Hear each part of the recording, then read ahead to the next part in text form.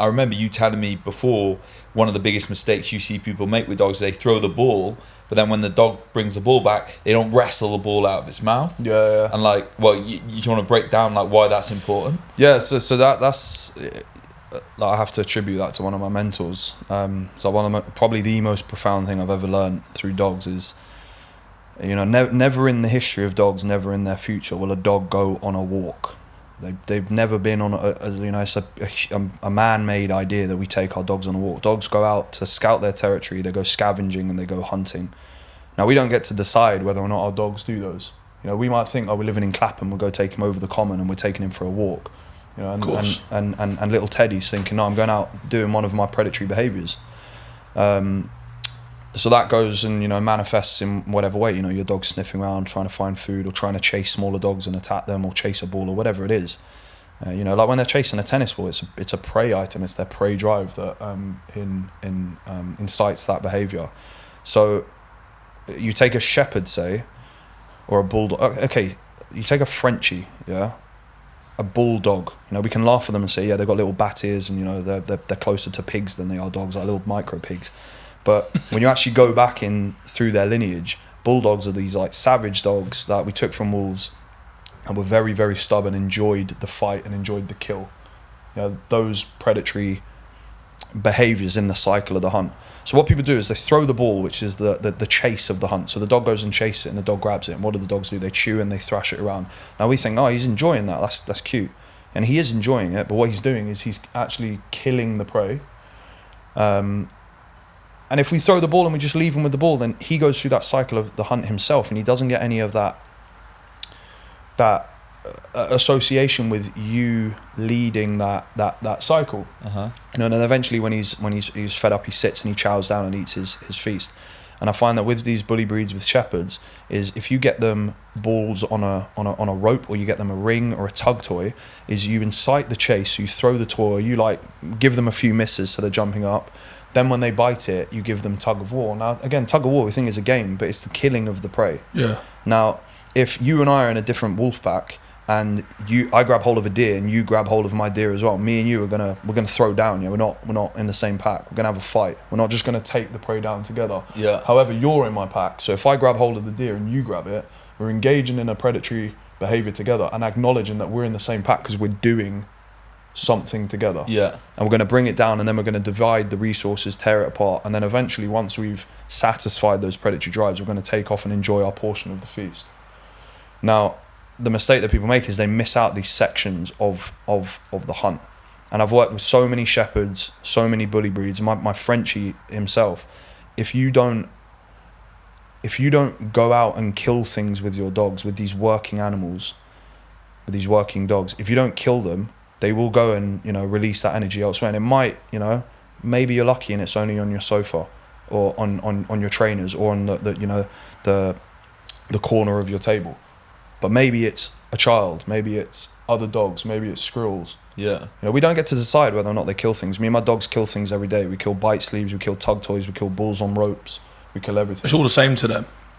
I don't think it's all the same, man. Like do they get more satisfaction out of killing a living creature than they do? Yeah. And hearing the screams of something is it satisfies those needs far more than a toy is going to. But why do we think dogs like squeaky toys? Because it sounds like an animal in distress.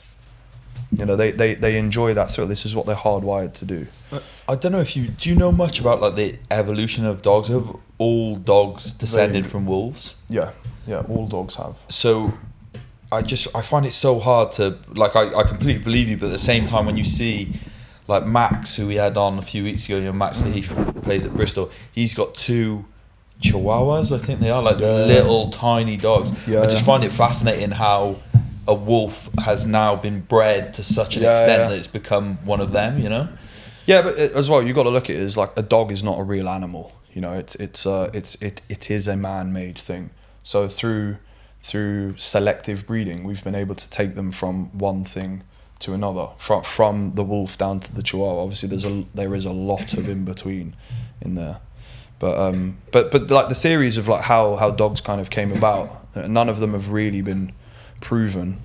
Personally, I think that each theory probably happened in multiple instances, but is that wolves started following bands of hunter-gatherers, and where we would discard bones or whatever, they would follow that, and make use of our waste. And then we kind of tolerated them because they would give us signals for bears and other predators, or things that go bump in the night. Then there's also the theory that cubs were found and people took them on themselves and started raising them. Personally, I lean for the former, because there's been a lot of tests done where people have gone out to the wild, taken a wolf cub and tried to raise it, and then have been like chewed up, because you can't in one generation remove the wild within them.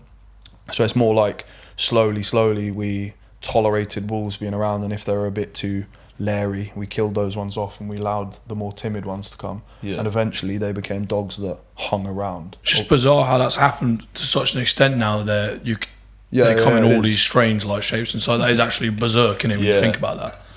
It is. It's insane. But again, you say they're man-made. There is something, and I don't have any kind of experience. I've only ever had family dogs and stuff like that. But there is something, I don't know what it is. There's some kind of relationship between dogs and man, which is different to any other animal from my experience, from what I've had. Yeah, and maybe I don't know. Maybe that is partly because, in essence, man has created them. Yeah. So that's why there's that some sort of link between having a dog and they wanting to have a relationship with you, and they seem incredibly sociable, and what they want to interact with humans is like their default setting. Yeah. Yeah. Well, look, man is within dogs. Dogs cannot exist without us. So while they're a different species and, as I say, communicate on very, very different levels than we do, there is that connection. Even if you look at our social groups, maybe there are some other examples, but I don't know of any other species that is as widely spread as man and wolves. Social species. They're in all corners of the earth. You go to deserts, you go to the Arctic, you go to jungles, you go to forest, woodland, whatever. They're everywhere, as are we.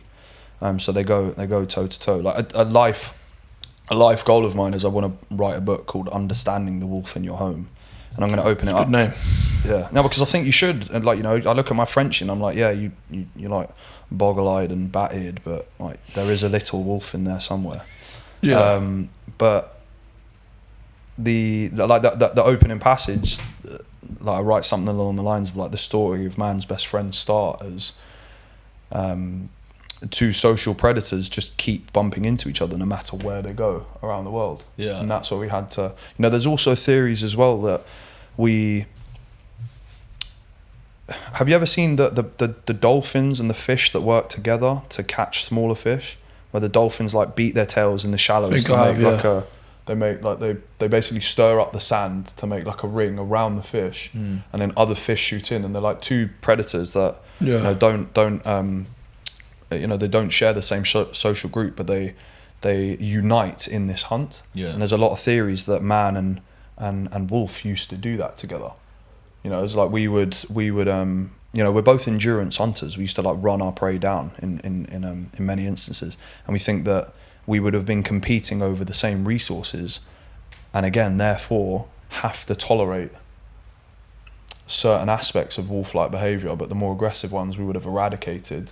But ones, if we were to go on a hunt and we're running down here and we're trying to chase down a mammoth or whatever, and the dogs are circling in and stopping them going that way, it gives us it encircles them so that we can throw our projectiles at them or whatever. These are all theories, but I think they actually they sound quite plausible. Truth to them, yeah. And I suppose you could have if you would have joined on a hunt like that, you kind of would have felt I know that it would have been more Neanderthal style human beings, but you feel like they would have given some offcuts, given some leftover, given the bones to the animals, so almost, because it would be of value, right? If you can get actually we could genuinely start to train these in some sort of way. Yeah. It would be so much value if you had wolves and another tribe didn't. Yeah. It would be you're not getting jacked in the night anymore. So you're permanent guard dogs the entire time round. Yeah. There's a book called The Invaders by Pat Shipman, and he posits that we triumphed over Neanderthals because we had wolves in tow. Like, I'm sold on that. 100%. I wonder if the me. wolves would team up with humans if they could see that, like, however many thousand years in the future they're going to get turned into little Shih Tzus. I wonder, Yeah, that was the trade-off. yeah, that's the You get to trade-off. I chew on the wonder if leftovers. they could do it all. If the wolf god come down and showed them what their future like, if they would do it.